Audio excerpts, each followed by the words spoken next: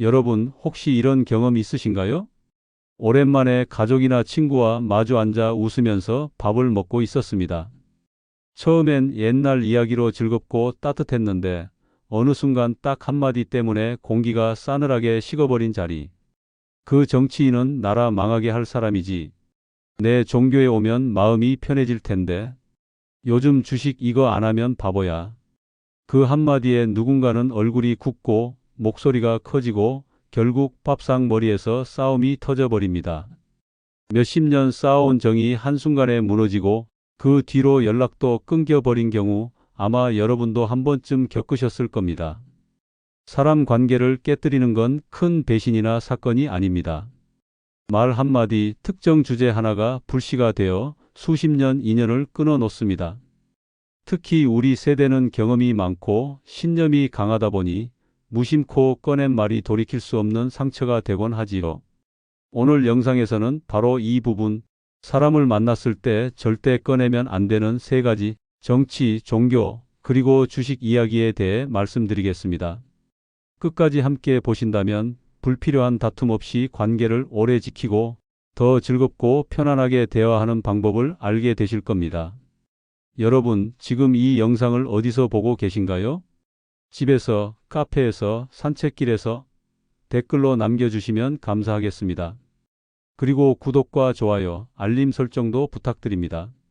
이 채널은 여러분의 노후를 지혜롭게 만드는 이야기를 함께 나누는 곳입니다. 1. 정치 이야기, 끝이 없는 논쟁. 첫 번째 사례, 동창 모임에서의 갈등. 은퇴 후 오랜만에 동창 모임에 나간 김 씨. 술잔이 돌고 오랜 친구들 얼굴을 보니 마음이 확 풀렸습니다. 야, 너 진짜 안 늙었다. 사진 보니까 손주가 벌써 초등학교 다닌다며? 아이고, 너도 세월 못 속이네. 처음에는 다들 옛날 얘기하며 웃음꽃이 피었습니다. 그런데 한두 잔 더 들어가자 대화가 이상하게 흘러갔습니다. 누군가가 뉴스를 얘기하자 김 씨가 툭 내뱉었습니다. 야, 그 당은 도대체 하는 게 뭐냐? 나라 꼴이 말이 아니잖아. 그 순간 맞은편에 있던 박 씨 얼굴이 굳어지더니 목소리가 달라졌습니다. 너 또 그 소리 하냐? 난 오히려 그쪽이 훨씬 낫다고 본다. 주변에서 야야, 정치 얘기 그만해라. 우리 만나서 싸우려고 모인 거 아니잖아 하고 달래봤지만 이미 두 사람의 눈빛이 불꽃을 튀기고 있었습니다. 내가 세상을 뭘 안다고 그래? 제대로 보고 얘기해. 뭘 제대로 못 본다고? 내가 틀린 거지. 너 같은 사람들 때문에 나라가 이 모양인 거야. 목소리는 점점 커지고 테이블 위 술잔이 덜컹거릴 정도로 손이 떨렸습니다. 주변 친구들이 서둘러 술잔을 치우고 억지로 대화를 끊지 않았다면 자칫 큰 싸움으로 번졌을 상황이었습니다. 분위기는 이미 끝났습니다. 처음엔 웃음으로 시작했던 모임이 싸늘한 침묵으로 마무리되고 말았습니다. 그날 이후 두 사람은 연락을 주고받지 않았습니다. 40년 가까운 우정이 단 몇 마디 정치 이야기 때문에 무너져 버린 겁니다. 정치 얘기는 절대로 결론이 나지 않습니다. 친구끼리라서 더 쉽게 꺼내지만 바로 그 친구 사이를 깨뜨리는 불씨가 됩니다. 그래서 오래된 인연일수록 정치 이야기는 꺼내지 않는 게 지혜입니다. 두 번째 사례, 가족 모임의 어색함. 가족 관계도 예외가 없습니다. 피를 나눈 형제끼리도 정치 이야기가 나오면 단번에 얼굴이 달라집니다. 명절날 오랜만에 형제들이 부모님 댁에 모였습니다.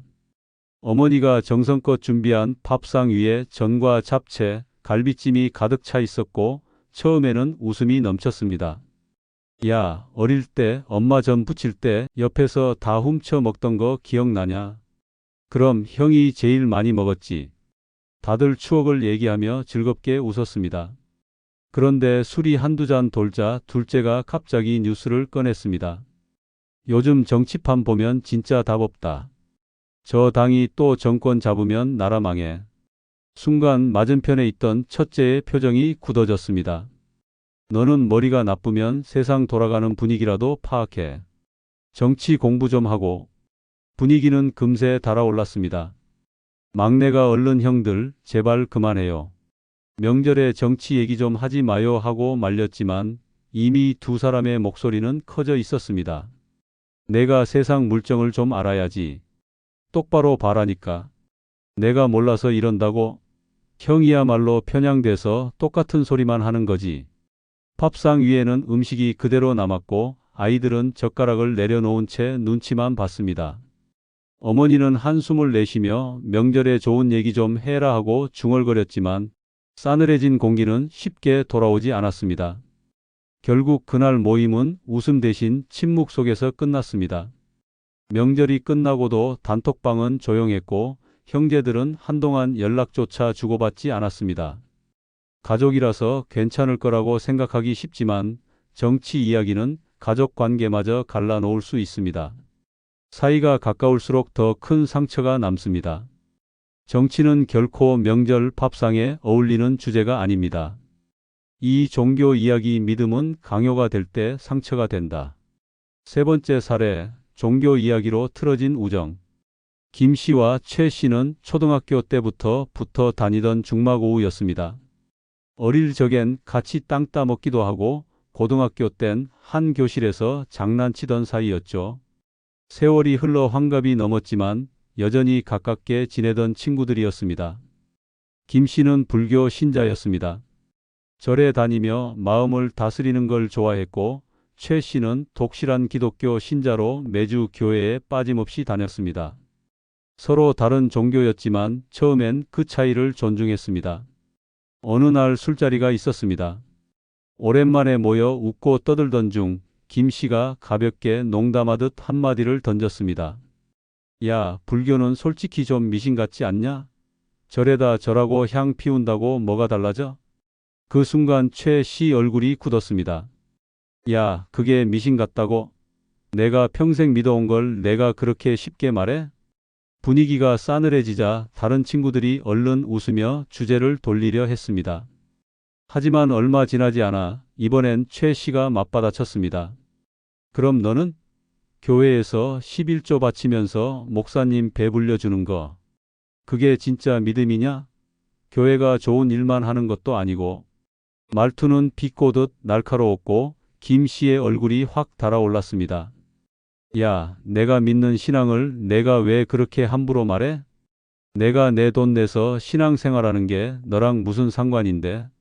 내가 먼저 불교를 미신이라고 했잖아. 나는 그냥 사실 말한 거다.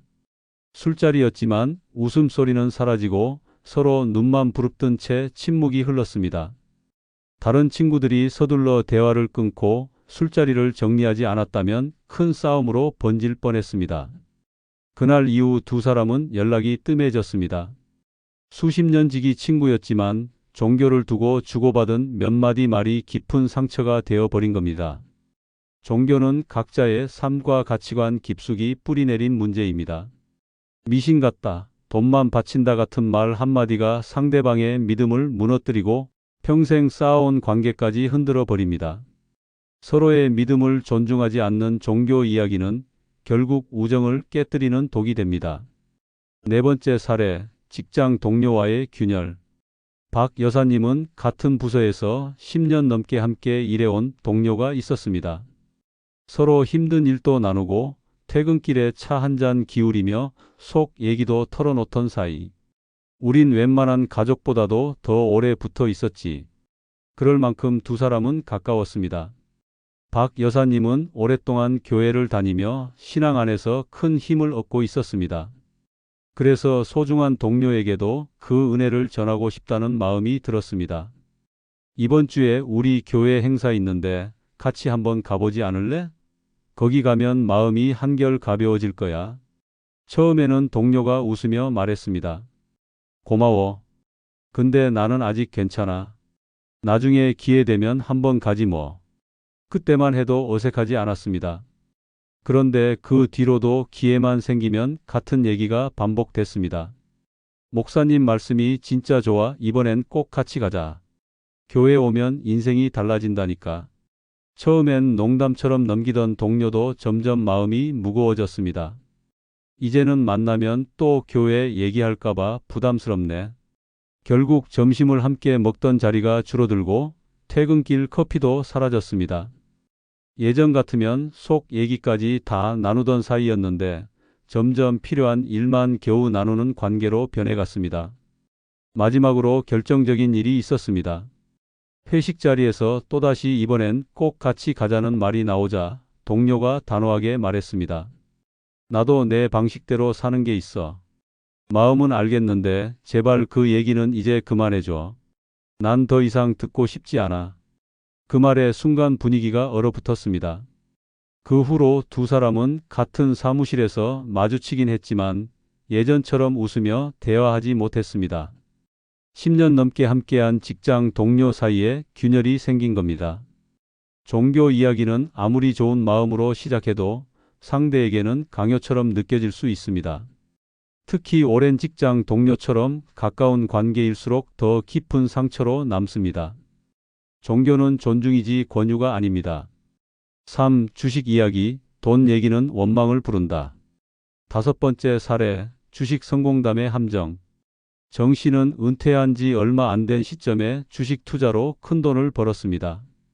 운이 좋게도 투자한 종목이 급등하면서 단기간에 몇 배의 수익을 얻은 겁니다. 그 뒤로 정 씨는 어디서든 그 이야기를 자랑처럼 꺼냈습니다. 내가 지난번에 투자해서 몇 배를 벌었잖아. 은행 이자는 아무것도 아니야. 주식만 잘하면 노후가 따로 없어. 모임에 있던 친구들은 처음에는 부럽다는 눈빛으로 고개를 끄덕였습니다. 와, 너 대단하다. 나도 좀 배워야겠다. 특히 오랜 친구 중 한 명은 정 씨 말을 곧이곧대로 믿었습니다. 야, 너처럼 오래 본 친구 말이면 믿을 만하지.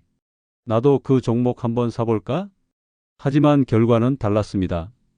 정 씨가 추천한 뒤로 주가는 곤두박질 쳤습니다.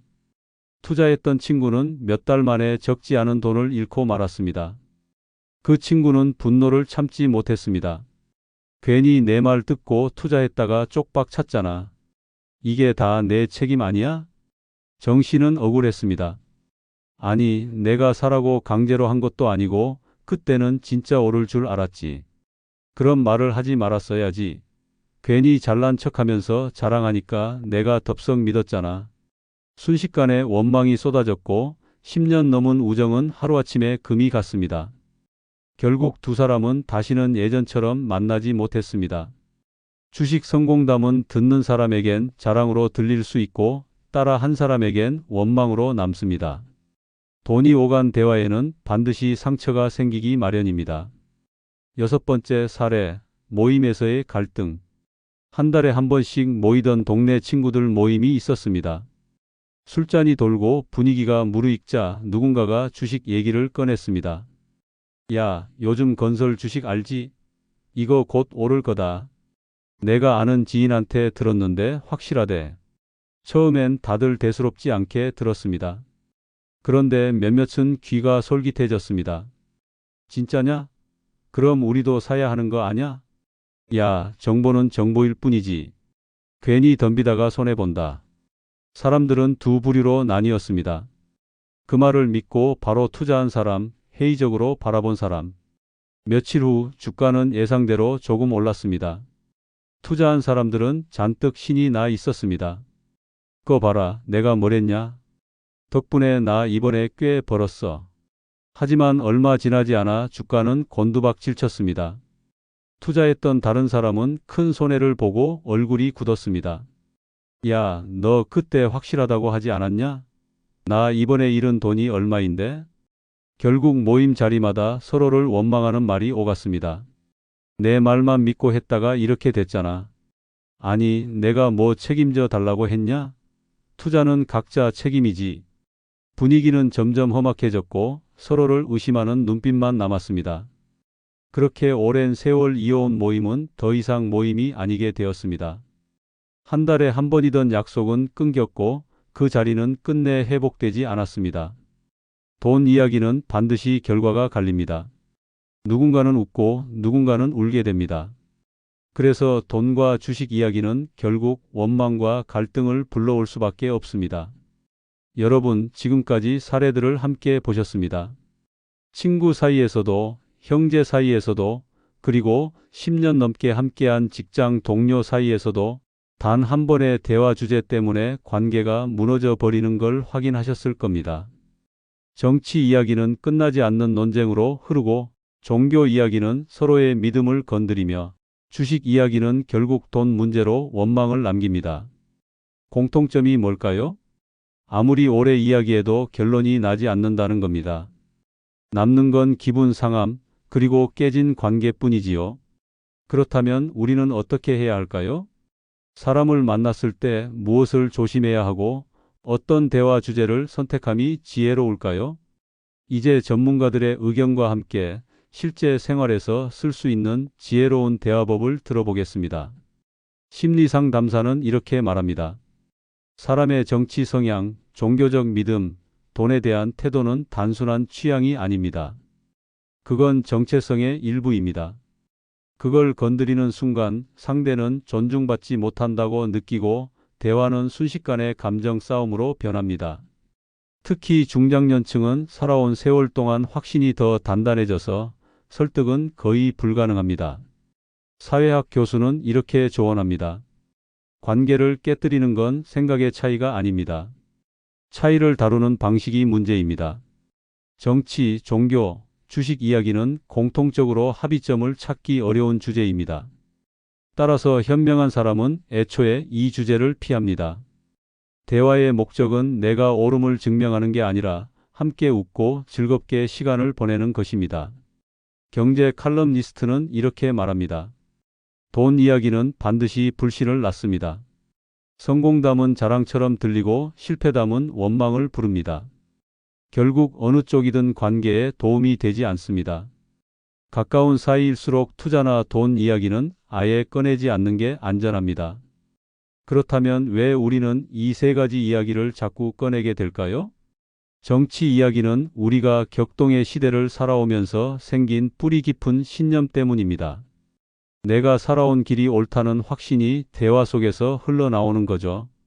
종교 이야기는 힘든 시절을 버티게 해준 믿음에서 비롯됩니다. 좋은 마음으로 권하지만 듣는 이는 강요처럼 느끼게 됩니다. 주식 이야기는 노후에 대한 불안과 욕망에서 나옵니다. 돈을 지켜야 한다는 절실한 마음이 결국 자랑이나 충고로 흘러나오게 되는 겁니다. 결국 뿌리는 같습니다. 확신, 열망, 불안. 하지만 이 마음이 상대에게는 비난, 강요, 자랑으로 들리기 때문에 갈등이 생기는 겁니다. 그렇다면 우리는 어떻게 대화를 해야 할까요? 정치 이야기가 나오면 이렇게 말해보세요. 아, 그럴 수도 있겠네. 근데 요즘은 건강 얘기가 훨씬 재미있더라. 맞아, 세상 복잡하지. 근데 우리 나이엔 운동 얘기가 더 급하더라. 종교 이야기가 나오면 이렇게 답해보세요. 그 마음은 고마워. 내가 나를 생각해서 하는 말이라는 건 알아. 그런데 나는 지금도 충분히 감사하며 살고 있어. 내 신앙도 존중해. 나도 내 방식대로 마음을 다스리고 있으니까 서로 있는 자리에서 잘 지내자. 주식 이야기가 나오면 이렇게 정리해 보세요. 나는 이제 모험은 싫어. 안전하게 사는 게 좋아서 투자 얘기보단 산책이나 여행 얘기가 더 좋더라. 주식은 사람마다 성향이 달라서 난 그냥 조용히 사는 게 마음이 편해. 그리고 대화 주제를 바꿀 때는 이런 기술도 쓸 수 있습니다. 칭찬으로 전환하기. 그 얘기도 좋은데 내가 지난번에 다녀온 여행 얘기 듣고 싶다. 공통 경험 꺼내기. 우리 나이 되니까 무릎이 시리잖아. 너는 운동 뭐 해? 유머 섞기. 정치 얘기하다 혈압 오르면 병원비만 늘어. 차라리 맛집 얘기하자. 여러분, 오늘 우리가 확인한 건 분명합니다. 사람을 만났을 때 절대 꺼내지 말아야 할 세 가지. 정치, 종교, 주식 이야기는 결국 관계를 해칠 뿐이라는 사실입니다. 정치는 끝없는 논쟁만 남기고 종교는 서로의 믿음을 흔들며 주식은 돈 문제로 원망을 남깁니다. 우리 나이에 가장 중요한 건 이기는 대화가 아닙니다. 함께 웃고 편안히 지내며 좋은 인연을 오래 지켜가는 것입니다. 혹시 다음에 모임에 나가신다면 이렇게 스스로에게 물어보세요. 내가 지금 꺼내려는 이 말, 상대는 어떻게 받아들일까? 이 질문 하나가 여러분의 선택을 지혜롭게 만들 것입니다. 오늘도 지혜로운 여러분의 용기와 결단을 응원합니다. 이 영상이 작은 힘이 되었다면 구독과 좋아요 부탁드립니다. 다음 시간에는 더 깊은 이야기로 찾아뵙겠습니다. 감사합니다.